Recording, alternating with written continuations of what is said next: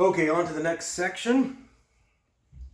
We're going to start looking at classical economic theory, and in order to introduce it, there's a great little anecdote, little story of Mikhail Gorbachev, the Soviet premier, being invited by the then British Prime Minister Margaret Thatcher to a grocery store. This is probably in the late 80s or maybe 1990, around there. And of course, Margaret Thatcher was the daughter of a grocer growing up, and so she knew this was the best place to take him. And it was right at the end of the Soviet Union and its collapse. And she brought him through the aisles and looking at the shelves and so on. And he was just amazed at all the bounty, all the abundance of goods on the shelves. They didn't have those price tags a mile high like they did in the United States in the 1970s, when there's hyperinflation, or at least high inflation. There was no empty spots, so you didn't have it run on any of the products. Everything was just full. And he was just amazed by it and said, well, who's in charge of this? Who makes sure that all these consumer products are there in abundance for the customer? And Margaret Thatcher said, well, no one does. And in his mind, what he heard was no one cares for this. It was in his mind, a mindless and therefore loveless process. So what are the assumptions there? She was teaching him a lesson. I'm not sure he learned it, but we're going to learn it. The assumption that he had was simply that there is a direct relationship between conscious, total planning and love of humanity. That was one assumption that he had. A kind of intelligent design, but we'll talk about competing kinds of design. The second assumption that he had was that there is an inverse relationship between an unplanned system and love of humanity. So really just the flip side of the same coin, right? Well, it's a good time, before getting into Adam Smith's vision in the beginning of classical economics, it's a good time to review what Thomas Sowell called the conflict of visions. And we're just going to reduce that to a conflict of economic vision. So we're going to take his idea of the constrained vision versus the unconstrained vision, but we're just going to bring that into economic theory. Sowell writes this about the constrained vision, which, if you remember, was the more conservative one. He says, the constrained vision puts little faith in deliberately designed social processes. Since it has little faith that any manageable set of decision makers could effectively cope with the enormous complexities of designing a whole blueprint for an economic system, a legal system, or a system of morality or politics. The constrained vision relies instead on historically evolved social processes and evaluates them in terms of their systemic characteristics, their incentives, and modes of interaction. So notice he's not saying it's not scientific, it's not objective, it's not looked at in an intelligent, analytical way. He's not saying that, but it doesn't flow from the individual or small group of elites' mind. He says rather than their goals or intentions, and that's crucial, because the other side that sees it as intentional then looks at politics as a game of intentions, or stated intentions at least. And Sowell actually puts forth the nature of language and how it evolved as a prime example. Milton Friedman does the same thing, how it evolved. And it wasn't a fiat kind of a thing. That's not the tendency of something like language or really any of these kind of things. Now, the unconstrained vision was the one that you saw illustrated by that story with Mikhail Gorbachev. It understands everything in all or nothing, or now or never scopes. And so that's just a little bit of a review of that. We're going to keep pouring grammar on that we don't want to take for granted. We'll get back to this chart in just a second as we get to it. But voluntary exchange versus central planning. When we look at that, the constrained vision, the unconstrained vision, we're looking at the difference between voluntary exchange. I mean, paradoxically enough, it's the constrained vision that puts faith in voluntary exchange. And in that sense, that more realistic vision, you might think is pessimistic, is more open for real people, as opposed to central planning that has all these big plans that makes everyone the same, and it crowds out the human spirit. It's interesting about voluntary exchange.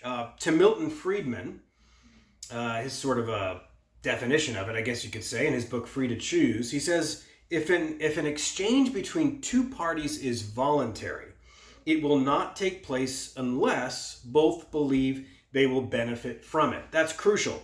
People will offer what they think are counterexamples to capitalism and to the free market. Is what about this situation where this person's forced? It's not a free market.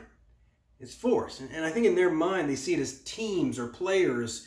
You're Europeans, and these were Europeans back there, or you're white, or you're Christian, and they were. Therefore, you're big business, and they were. And so I think they see it in terms of tribes and teams and uniforms and things like that. And we just have to do a better job thinking than that.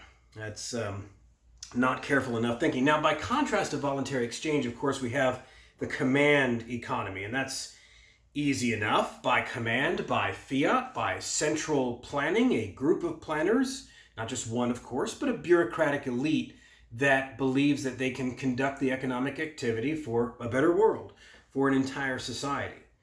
And in that, you cultivate different languages of economics. There's language of allocation, which I suppose we can all use. We can use that word in a neutral sense, but more often than not, it takes on the connotation of distribution, distributionism. And the implication there is that somebody, usually those more responsible, more caring, as Gorbachev was thinking, is doing the allocating. Irving Kristol laid a challenge, and it's very similar. He's sort of a neoconservative thinker, and it's very similar to what we talked about with George Gilder, trying to provide a theological background for capitalism. It is because of statements like this, a sort of a half-hearted defense of capitalism that people have. Kristol said, can men live in a free society if they have no reason to believe that it is also a just society? I do not think so. My reading of history is that in the same way as men cannot for long tolerate a sense of spiritual meaninglessness in their individual lives, so they cannot for long accept society in which power, privilege, and property are not distributed according to some morally meaningful criteria. So you have in this case a situation in which somebody's sort of ambivalent to material processes, so it would seem. They would say that there has to be some moral principle that guides this. I'm fine with people making a profit and stuff like that, so long as.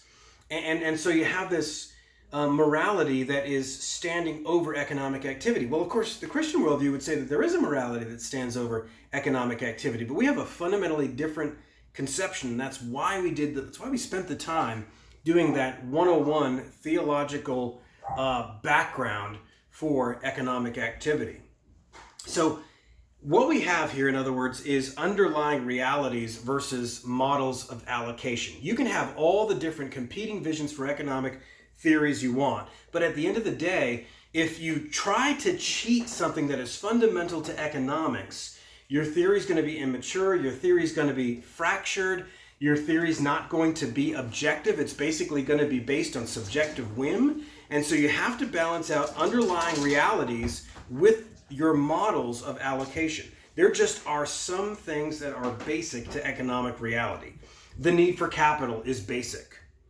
Scarcity is basic. We saw that. Self-interest, whether you like it or not, is basic. Cost-benefit analysis, which just follows from scarcity, is basic. These are all, in other words, a world of trade-offs is what we're talking about.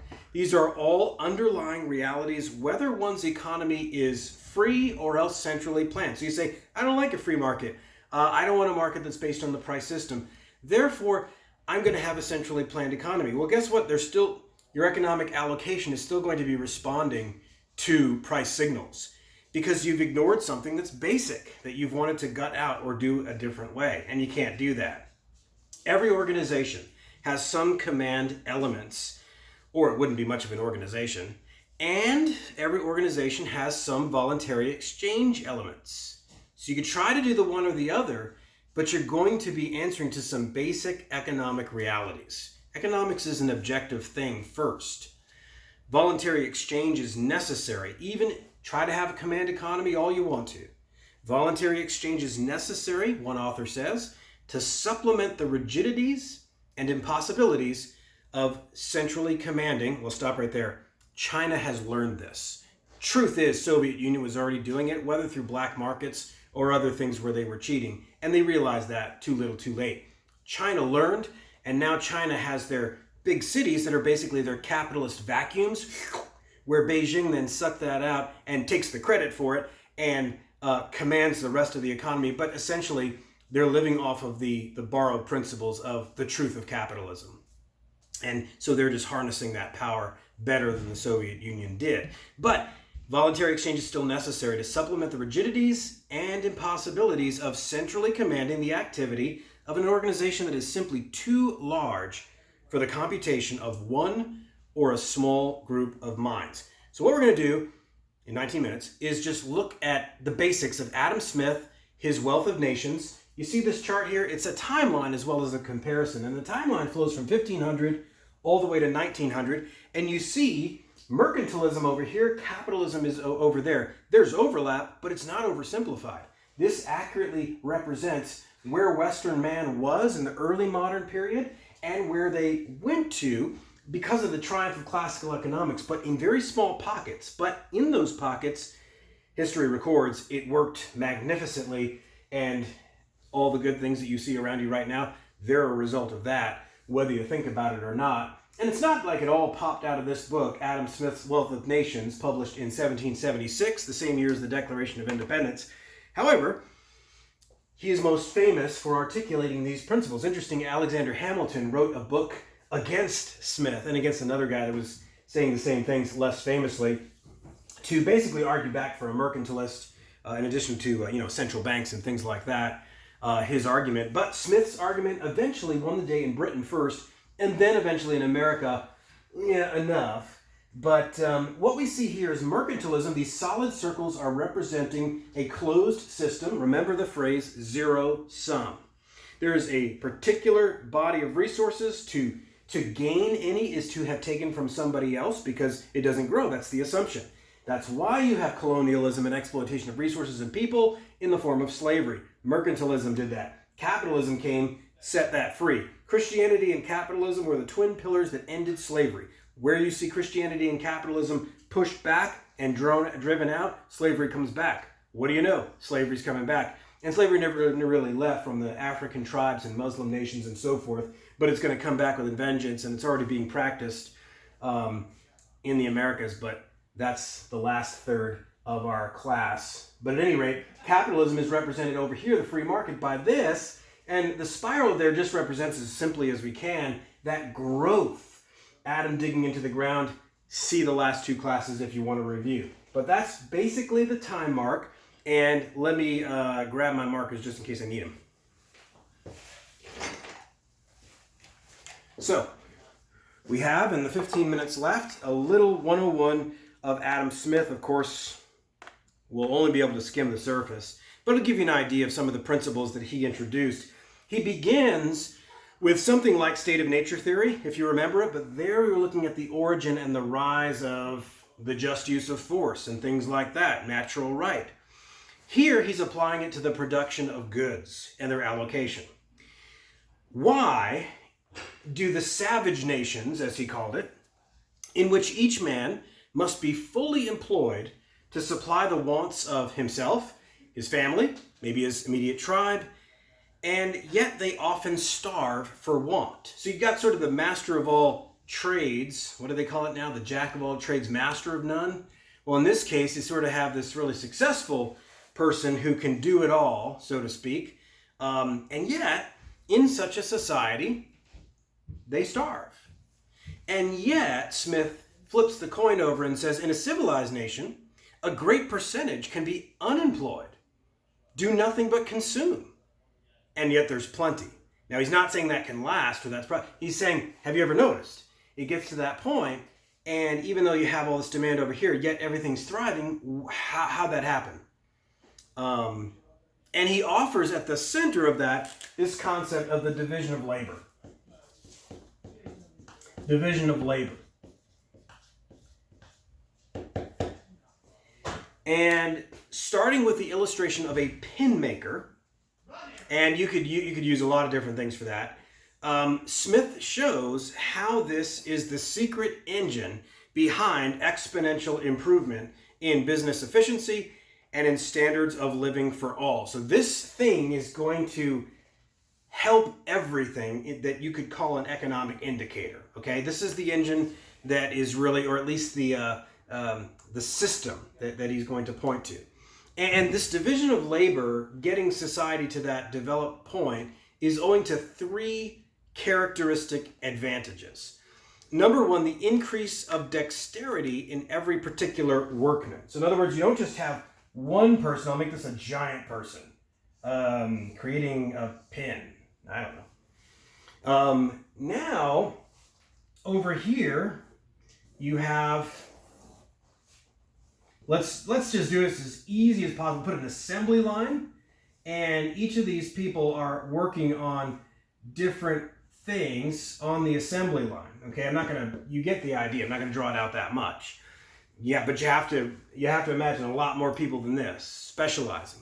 So the increased dexterity in every particular workman. In other words, this person gets really good at this, putting the widget on. What's a widget? It's a word economists use to take all the emotion out of it. It's nothing. It just stands for something. Secondly, the saving of time formerly lost. So when this happens, and you have to see the illustration that how many they can produce. And thirdly, you have the invention of machines to maximize the efficiency of the specialist. So not only do they get better at what they do, they produce relatively infinitely more and unimaginably more than this one person could produce in that one thing, even if he's really good at it during a particular day. Now that third one, each of these people or somebody like them tends to invent some better way to do that thing. That exponentially exploded from there because, as Smith pointed out, the majority of inventions were now coming from common workers who naturally had their attention focused so hard on ways to ever improve their own task. I'm just doing this all day, and man, wouldn't that be easier? Because I'm the one staring right at it. So that necessity is the mother of invention thing happens there. And so you have this exponential growth as a result of those three aspects of a division of labor. Now, this, of course, produces incomparably more of the most basic human needs. Not just a pen, but food and all the things you need, medicine. Radically improving the standard of living for the poorest beyond anything known in the ancient and medieval worlds. And I think that basic thing we tend to take for granted. And so we just look back there, just this, terrible wasteland, and we never think to ourselves, well, this thing that I'm criticizing now, maybe that is how that happened. Yes, it is. It radically improves the standard of living for the poorest beyond any, and just an explosion in the last 300 years. The gap between royalty and peasants in standard of living was closing rapidly. But there's a twin pillar, an optical illusion that makes people not notice that the standard of living was closing rapidly, that gap between kings and peasants, because another gap was growing. The gap between manufacturing owner, what Marx would call the capitalist, and the worker, that would widen in income as a statistic. And the critics of capitalism could point to that, which is insignificant to their rising standard of living, and therefore gets you to look away from the thing that should really impress you, which is that the standard of living for the poorest is just exploding beyond anything imagined before the last 300 years. And that's a good thing in and of itself, for all of its abuses, and we can talk about that. But this second gap, one would think morally insignificant. Oh, this guy makes 200 times, 2,000 times more than I do. So what? Your lifespan now is 70, and you've got 2 cars, a couple iPhones, etc., air conditioning, and you're morbidly obese because there's too much to eat, as opposed to the richest person from 400 or 500 years ago. But let's ignore that obvious thing. Well, it wasn't obvious when it didn't exist. You take it for granted. You're living off the fat of the land, and you've never thought to ask for a second, wait a minute, what are the basic requirements or the elements that made that happen? Well, that would become a wedge for the malcontents to come. Another thing we want to say about this division of labor is that the larger an economy becomes, the greater the division of labor becomes, the more specialized. In the early stage of the Industrial Revolution, that collected more people in the urban areas, and that would start to play into Marx's critique. So you read a bunch of things from Smith's exposition of this, and you start to see some strands that would say, I can see what Marx is going to do with that. And of course, it doesn't take too much imagination, because most products that tended toward the division and the specialization that required, hey, I need all of you guys to move to my factory to help me build this thing. I need lots of pieces because this thing takes lots of pieces. And so more people moved to the urban area, and we'll come back to that point when we get to Marx. But with the information revolution, see, that's the Industrial Revolution, and that did urbanize, and that did collect people, and so forth. But with the information revolution, just 100, 150 years later, that's really offset. And exact location matters less to specialization. But again, we can come to that. Now, given the division of labor and the amount of individual wants exceeding individual supply, each individual becomes a merchant seeking exchange, and hence the origin of money. So Smith reaches back way back before this, and I'm not going to get into the outline of his book because that's not as important, but there's unabridged and abridged versions of The Wealth of Nations that you can get. And if you get the abridged one, there's a lot of tedious stuff in there. So sometimes it might be better just to get the unabridged version. But Smith does introduce another aspect here that's worth talking about, and that is self-interest. We've already talked about it a little bit, but how does it play into the system? It is indeed a fuel of the engine. Leaning on a principle from another one of his books, A Theory on Moral Sentiment, Smith points out that, quote, man has almost constant occasion for the help of his brethren, and it is in vain for him to expect it from their benevolence only. He will be more likely to prevail if he can interest their self-love in his favor and show them that it is for their own advantage to do for him what he requires of them. So let's forget about this for a second. He's going to give something to him. He's got the dough, the Benjamins. Okay, I don't know if that's good at all, but he has to appeal not to his heart that's just naturally doing this, because it's not. Smith's being a realist about it. He has to show how this is in his benefit so that his self-interest can bring what he wants to him. And you say, that's just so, maybe that's you, I don't know. That's terrible. Is it really that bad? Is that the best we can do in this world? Well, let me anticipate the objection. And I think two things should be said just to poke at that and challenge that presupposition.